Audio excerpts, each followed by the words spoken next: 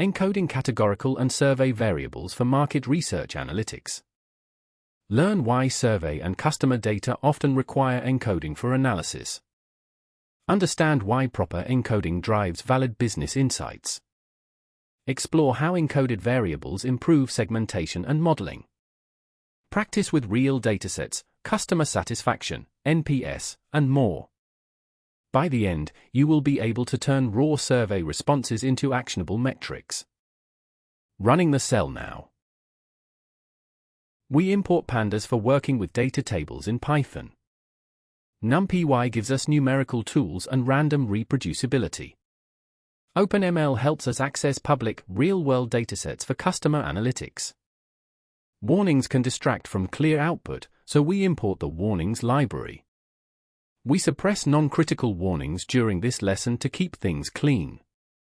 Running the cell now. Core concepts, categorical and survey variables in customer analytics. Market research data includes demographics, survey responses, feedback, and more. Categorical variables capture types, such as payment method, gender, or region. Survey variables can be ordinal, like ratings or Likert scales, nominal, like choice questions, or free text, such as feedback. Beginners often misinterpret text, forget to encode categories, or treat ratings as equally spaced. Running the cell now. Let us load a real customer satisfaction dataset for our examples. We fetch the dataset directly from OpenML. We extract the data as a pandas data frame for easy manipulation. Let us check the shape to see the number of records and columns.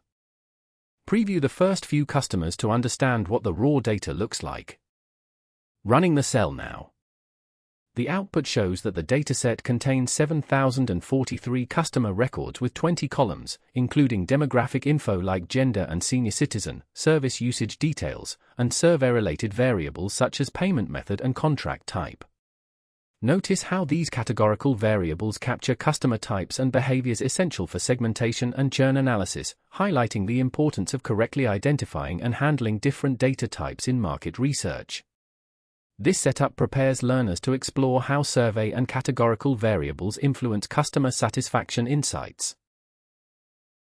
Before encoding, we must check which variables are categorical or need encoding.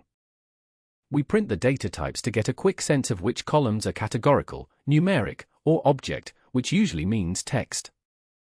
Running the cell now. This output shows the data types of each column in our customer dataset, highlighting that many categorical variables are stored as objects, text, such as gender and a partner. Notice that some numeric-like variables, like total charges, are also objects, which may require cleaning or conversion before analysis. This check helps us understand how to properly encode and handle different types of survey and categorical data in customer analytics. Practice. Which columns in your own market research data are likely to need encoding? Write them down. For many statistical analyses or machine learning, we need to convert text categories into numbers. Here, we encode the gender variable, 1 for male and 0 for female. Let us look at the first 5 customers to see the results side by side. Running the cell now.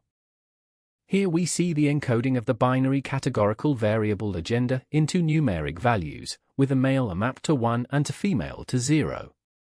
This numeric encoding is crucial for analysis and modeling, as it allows algorithms to process categorical data correctly. Notice the output maintains the original categories alongside their encoded values for clear verification. Some categorical variables have more than 2 options and need a different type of encoding. We use one-hot encoding to turn a payment method into separate numeric columns for each method. We explore how the data frame now expands. Here are the first 3 encoded payment method rows. Running the cell now. This output shows the first 3 rows of the one-hot encoded payment method variable, where each unique payment type is turned into a separate binary column. Notice how only one column is true per row, reflecting the original category for each customer. This encoding is crucial for converting nominal survey data into a format suitable for machine learning models. Ordinal variables, like contract, have a clear order or rank. Longer contracts often mean higher loyalty or commitment in subscription services. We encode a month-to-month as 0, 1 year as 1, and 2 years as 2. See how the encoding reflects the business meaning of the column. Running the cell now. This output shows the contract categorical variable properly encoded as an ordinal variable, where shorter commitments, month-to-month, map to 0 and longer commitments, 2 year, would map to 2. Notice how this encoding reflects the inherent order in contract length, allowing models to interpret the increasing level of commitment, which is crucial for meaningful analysis in customer surveys. Practice: think of an ordinal variable from a recent survey you have seen. How would you encode it in Python? Survey data is often collected with responses like agree or disagree. To analyze these, we must map each response to a number based on its order. Let us create a sample 5-person survey result as an example. We encode the meaning to numeric values using the mapping above. Now we can easily see and aggregate these responses for business analysis. Running the cell now. This output shows how survey responses on a Likert scale are converted from text labels to numeric codes, preserving the order of agreement from 1, strongly disagree, to 5, strongly agree. Notice that encoding these ordinal survey variables allows us to analyze trends and calculate statistics meaningfully, which is crucial in customer analytics to capture sentiment intensity accurately. Let us use a Net Promoter Score dataset to understand how survey scores come in as numeric but may need further encoding. We set the random seed to 42 to ensure you get the same results every time. We create a data frame with customer IDs, age, region, and NPS scores 0 to 10. This is a common market research approach to customer loyalty. Here are the first 3 responses in our NPS dataset.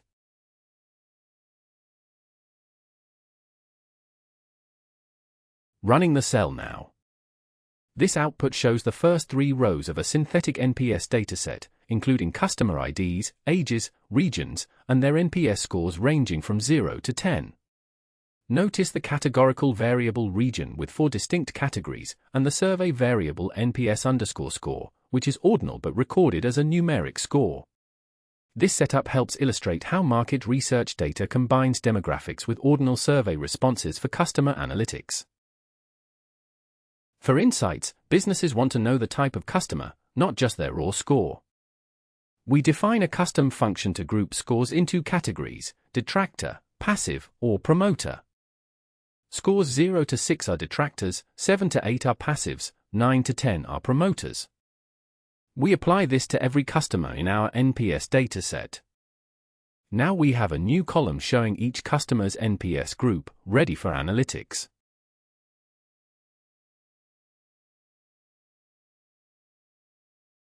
Running the cell now.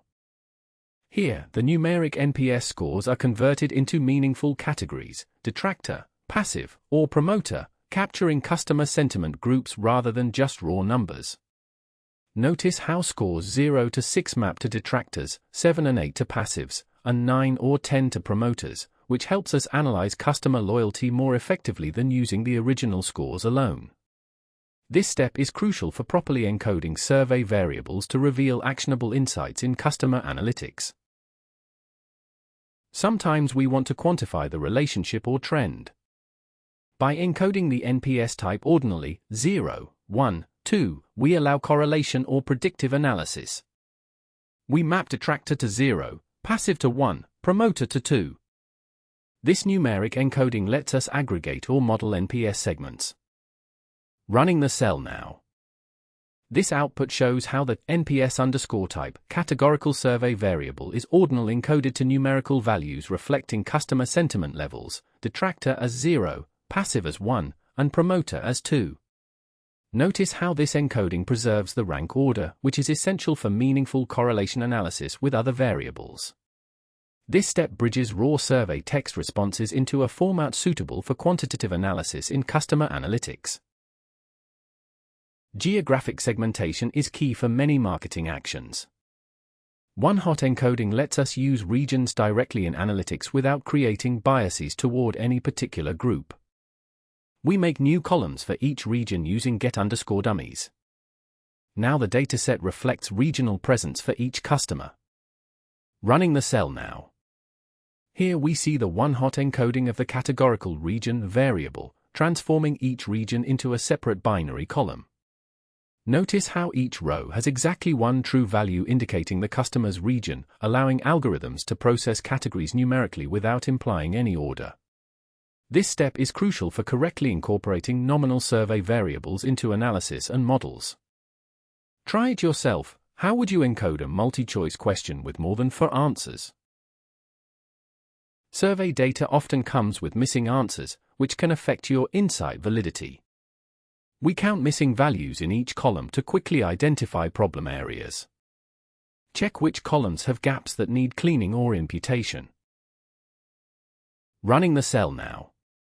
This output shows that there are no missing values in any of the survey or demographic columns, indicated by the empty series. This step is crucial in the lesson to ensure that the categorical and survey data are complete before analysis, helping prevent errors or bias from incomplete responses. Noticing that all columns have valid entries confirms the dataset is ready for encoding and further exploration.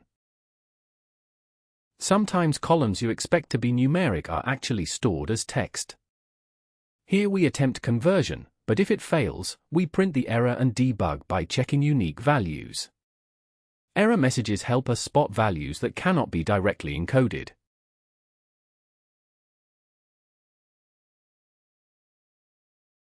Running the cell now.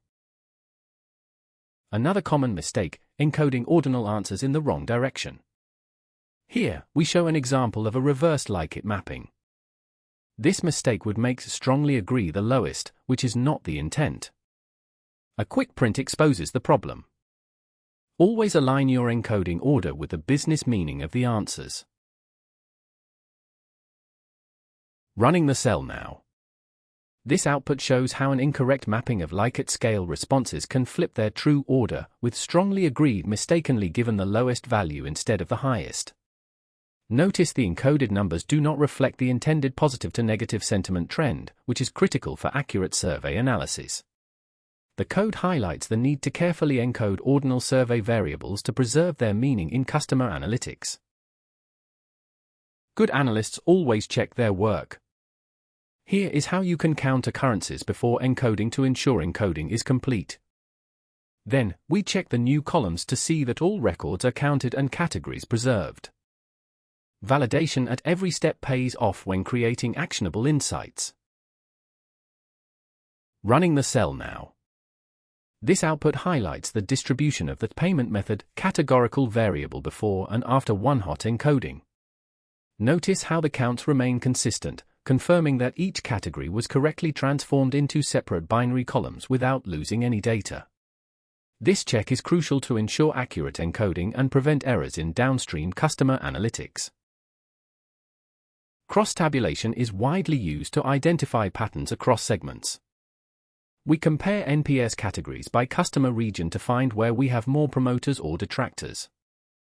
This helps target strategy to regions that need attention. Running the cell now. This cross-tabulation shows the count of customers by NPS category, detractor, passive, promoter, across different regions. Notice that the North region has the highest number of passives, while promoters are fairly evenly spread but lower overall. This helps us understand how customer sentiment varies by region, highlighting the importance of encoding categorical survey data correctly to reveal useful market insights. Segmentation gets much more powerful after encoding variables. Let us see how average monthly charges vary by gender and contract type.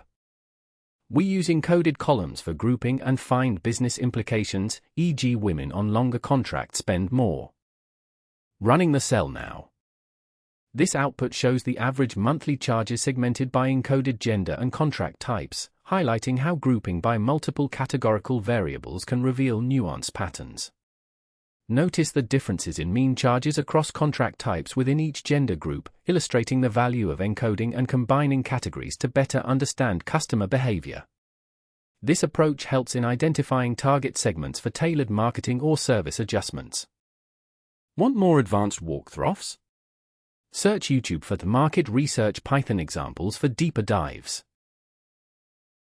Market researchers often construct index scores out of several encoded columns. This service score counts how many optional services a customer uses. The more services bundled, the higher the engagement. This helps predict retention or upsell opportunities. Running the cell now. This output shows how the code creates a service score by counting how many services a customer uses, summarizing 3 categorical yes/no variables into a single numeric score. Notice the score ranges from 0 to 2 here, reflecting how many yes responses each customer has, which simplifies multi-column survey data into an actionable metric. This step is key for converting categorical survey answers into a numeric index useful for deeper analysis or modeling. Best practices for survey variable encoding. Always review unique values before choosing encoding methods. Match business meaning, ordinal versus nominal versus binary. Validate encoding logic with value underscore counts or summary tables. Document decisions for future analysis or collaboration. Use encoded features for segmentation, trends, crosstabs, and scoring. Running the cell now. Let us finish with a full customer analytics workflow, summarize our encoded NPS survey, find the biggest risk, and make a data-driven recommendation. We group by customer type, count the results, and report the percentage. This is the baseline for NPS market research reporting. Print the result for business review. If detractors are greater than 20% of customers, act quickly. Otherwise, your focus shifts to moving passives to promoters.